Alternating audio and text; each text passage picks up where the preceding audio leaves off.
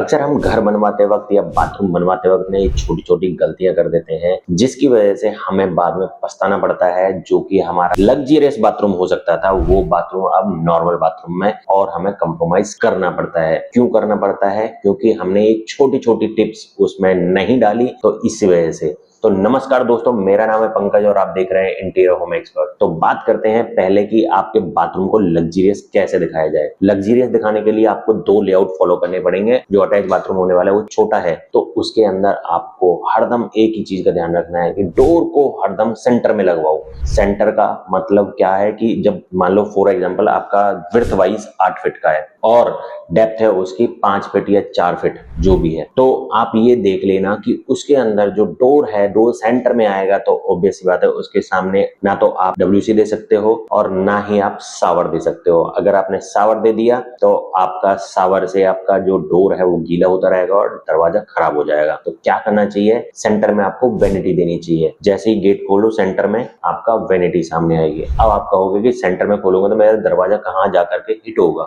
आपको हिट करने की जरूरत नहीं है, वो हरदम बंद रहता है। अगर आप देखोगे तो वास्तु के हिसाब से तो आपका डोर हरदम क्लोज होना चाहिए। या तो आप अंदर चले गए हो उसके बाद में आपका डोर क्लोज हो जाएगा, और अगर आप बाहर हो तो तब भी डोर क्लोज रहेगा। तो इससे ही बेनिफिट ये रहेगा कि डोर सेंटर में है, वेनिटी सामने है। जैसे ही आप खोलोगे तो नॉर्मल भी आप हैंड वॉश करने के लिए गए हो तो आपका सामने वेनिटी है। आपको किसी भी चीज को छेड़ने की जरूरत नहीं है। लेफ्ट और राइट में आपका हो सकता है कि आपको क्या देना है, शावर एरिया और WC प्रेफरेबल है आपका कि किधर देना है वो, पर ये बेस्ट लेआउट होने वाला है। अगर आप ऐसा नहीं कर सकते हो, अगर मान लो फॉर एग्जांपल आपका जो डोर है डोर कॉर्नर में ही आता है, तो आपको सबसे पहले उसके अंदर करना है कि जो डोर है, डोर खुलना चाहिए आपका वेनिटी के सामने। मतलब मेरा कॉर्नर में है तो वेनिटी सामने दिखी। अगर इसमें आप ये कर सकते हो कि आपके दोनों चीज पैरेलल में बन सकती हैं तो दोनों को पैरेलल में बनवाओ। ट्राई करिए कि आपका जो डोर है वो हरदम आपकी वेनिटी के सामने ही खुले, और कहीं खुलवाओगे तो बहुत ऑकवर्ड लगेगा,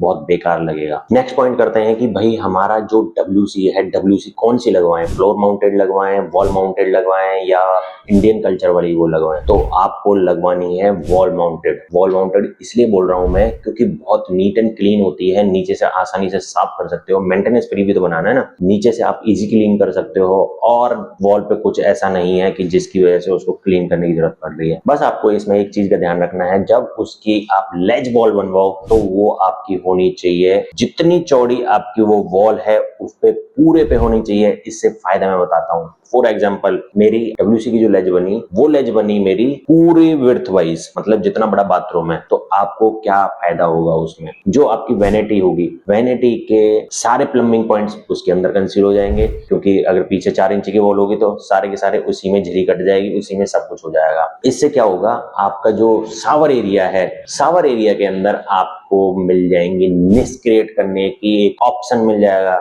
जिसकी वजह से आपका बाथरूम बनने वाला है एकदम धमाकेदार, एकदम शानदार। निस क्रिएट कैसे होगी? आपका जो पर्टिकुलर ऐसे पूरी वॉल चल रही होगी, जो कि हमारी लेज वॉल बनी थी WC के लिए, वो ही आगे कंटिन्यूअसली हुई, तो उससे क्या होगा, वो 4 इंच जो आगे निकली उसी के ऊपर आपकी निस क्रिएट हो जाएगी और वो एकदम लग्जरियस दिखाई देगी। जहां पर आपका बहुत नैरो हो जाता है एरिया। फॉर एग्जाम्पल के लिए आपके पास जो शावर एरिया है वो आपका 2.5 फीट ही बचा है और 3 फीट मैक्सिमम बचा है, तो आप इसमें फिर वर्टिकल दो, हॉरिजॉन्टल मत दो। अगर आपका थोड़ा सा बड़ा स्पेस है तो उसमें आपको हॉरिजॉन्टल देना है उसके अंदर। अब नेक्स्ट पॉइंट करते हैं भाई, उसके अंदर जो ड्रेनेज सिस्टम होता है, वो ड्रेनेज की जो जाली है वो किस तरीके की देनी चाहिए। जाली है हरदम आप लंबी वाली जो जाली आती है वो लगानी है। वो किस लिए बोल रहा हूँ? क्योंकि वो मेंटेनेंस फ्री होती है और देखने में इतनी लग्जरियस होती है, बहुत ही ज्यादा।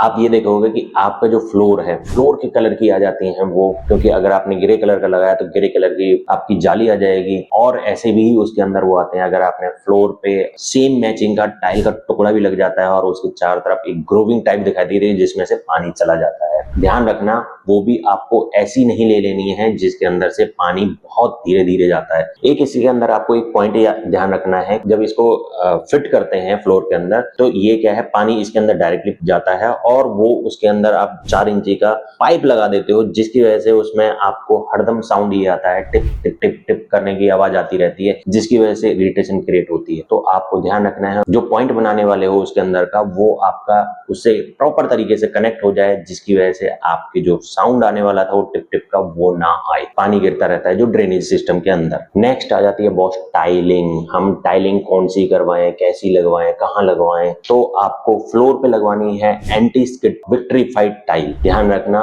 विट्रीफाइड टाइल और वो भी एंटी स्किड में, ताकि वहां पर पानी पड़े तो फिसलो ना आप। और विट्रीफाइड टाइल जो है वो पानी नहीं पीती है, तो आपकी सीपेज नहीं आएगी। वॉल पे आपको जो लगानी है, वॉल पे लगानी है सेरामिक टाइल, वो लगानी है थोड़ी सी सेमी ग्लॉस में, मतलब ग्लॉसी मत लगा देना एकदम से, क्योंकि अगर आपने ग्लॉसी लगा दी, जो मेरा फ्लोर है वो एंटी स्किड है, मतलब उसमें से रिफ्लेक्शन नहीं होगा, और आपने वॉल पे लगा दी एकदम से ग्लॉसी जिसमें से ग्लास की तरह दिखाई देता है, तो ये आपका डिजाइन पॉइंट ऑफ व्यू से एकदम भद्दा दिख जाएगा। दूसरा आपको ध्यान रखना है कि जब आप टाइल लगवाओ तो ऐसी टाइल मत लगवा लेना कि बहुत सारे पैटर्न वैटर्न है उसके अंदर, बहुत सारे जिगजैग चल रहे हैं, या फिर उसके अंदर डिजाइन बहुत सारा है, तो उस तरीके से मत लगवाना। बहुत सिंपल एलिगेंट लगवाने हैं हर जगह पर। बस एक चीज का ध्यान रखना है, हमें एक पर्टिकुलर एरिया को हाईलाइट जरूर करना है। फॉर एग्जांपल, हमने अगर शावर एरिया बनाया है तो शावर एरिया का जिस पे आपका शावर लगा हुआ है वो वॉल आपकी हाईलाइट कर दोगे तो पूरे उसकी एकदम थीम सेट होकर के आ जाएगी। फोटोज देखिए।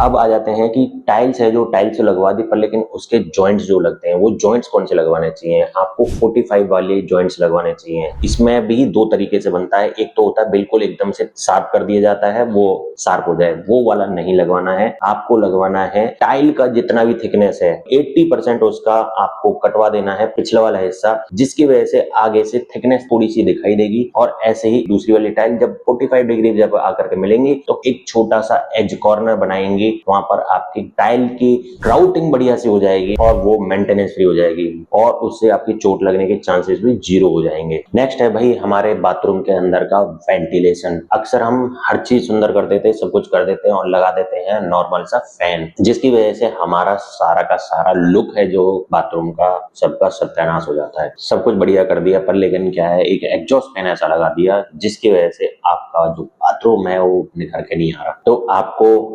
वेंटिलेशन इस तरीके से देना है कि जब हम फॉल सीलिंग बना रहे हैं तो उसके अंदर आपका एग्जॉस्ट इनबिल्ट वाला होना चाहिए, जिसकी वजह से आपका जो वेंटिलेशन है वो भी हो जाए और आपका एग्जॉस्ट दिखाई भी ना दे। हिडन वाला बना लो आप एग्जॉस्ट, या फिर कैसे भी, मतलब आपका ऐसा नहीं होना चाहिए एक बहुत बड़ी लेजर टाइप वो दिखाई देता रहे। और आपको अपने बाथरूम में इतनी भी बड़ी विंडो नहीं देनी है कि उसमें से कोई आना जाना स्टार्ट कर दे। नेक्स्ट है भाई वाटर प्रूफिंग। हमें अपने बाथरूम में वाटर प्रूफिंग कम से कम भी 1 फीट हाइट तक करवानी चाहिए। जो हमारी स्लैब है उससे 1 फीट हाइट तक करवानी चाहिए। ऐसा मैं इसलिए बोल रहा हूँ क्योंकि जब सीपेज चलती है तो वो हमारी 1 फीट की हाइट तक पहुंचने की कोशिश करती है जहां से चली है। अगर वो आपने करवा दिया होगा तो सीपेज आने के चांसेस 0 हो जाएंगे। वाटर प्रूफिंग जो करवानी है वो 301 डॉक्टर फिक्सिट का 301 आता है, उससे करवानी है। उसका मिक्सचर है जो उस पर लिखा होता है कि कैसे कैसे सीमेंट के साथ में मिक्स करना है। दूसरा उसका जो आप है 3 लेयर लगानी है। 3 लेयर कैसे, एक हॉरिजॉन्टली, एक वर्टिकली और एक डायगोनली, आपको 3 लेयर करवानी है। अगर आपने ये 3 लेयर करवा दी तो आपका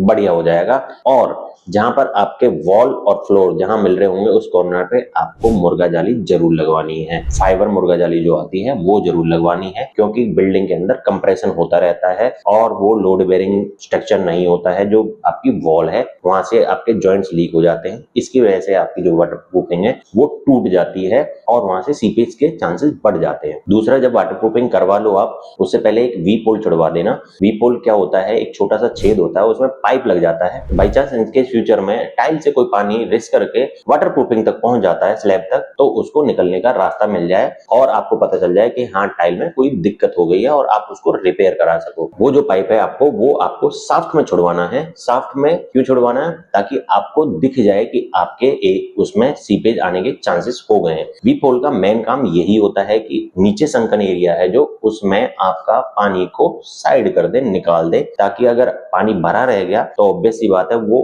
वॉल्स पे चढ़ना ही चढ़ना है। अगर ऐसा आपने काम कर लिया तो आपके घर में सीपेज नहीं आएगी बाथरूम के थ्रू। नेक्स्ट है भाई संकन। संकन की जो फिलिंग है वो आपको हरदम डबल एसी ब्लॉक्स आते हैं जो उनसे ही करवानी है, क्योंकि वो लाइट वेटेड होते हैं। और दूसरा सबसे बड़ी बात ये होती है कि उनमें जो पानी पीने की जो कैपेसिटी है वो बहुत स्लो पानी को पीते हैं और उसको अपने अंदर डिजोल्व कर लेते हैं। जो पानी है टाइल के थ्रू चला भी गया है तो वो अंदर अपने अंदर ऑब्जर्व कर लेते हैं उस चीज को और वो सीपेज को एक्सपेंड नहीं होने देते हैं। नेक्स्ट है भाई वाटर सप्लाई के पाइप कौन से लगने चाहिए। पाइप हैं जो वो आपके दो तरीके के आते हैं, एक पे आता है ब्लू मार्क होकर के, एक पे आता है रेड मार्क करके। इन दोनों में डिफरेंस इतना है कि आपका जो ब्लू वाला है वो आपका कोल्ड वाटर के लिए होता है, जो नॉर्मल हमारा सप्लाई का पानी होता है। जो रेड वाला होता है वो होता है हमारा गीजर के लिए, जिसमें से आपका गर्म पानी जा सकता है। अगर आपका गर्म पानी वाला सिस्टम आपका चारों तरफ लगवा दोगे तो आपको फ्यूचर में ये सोचने की जरूरत नहीं पड़ेगी कि मेरा गीजर का पानी इसमें से निकालू या उसमें से निकालू। अगर आपने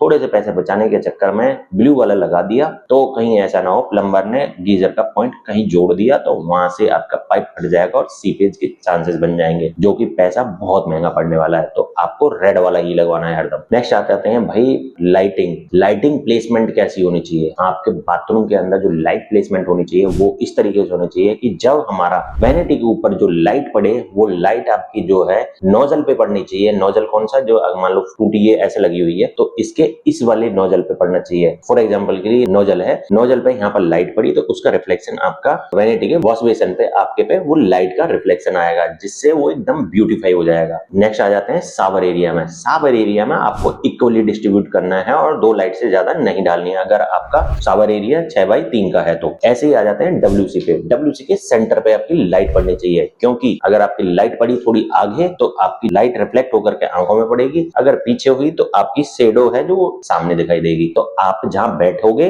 वहां पर सेंटर में होनी चाहिए। इसी हिसाब से आप इक्वली डिवाइड कर सकते हो, पर लेकिन एडवाइस यही रहेगी कि आप ये काम डिजाइनिंग टीम से करवाओ। तो ये वीडियो थोड़ी सी लंबी ज्यादा हो रही है, नेक्स्ट पार्ट मैं एक वीडियो के बाद लेके आऊंगा ताकि आप फॉलो करके रखो। Thank you.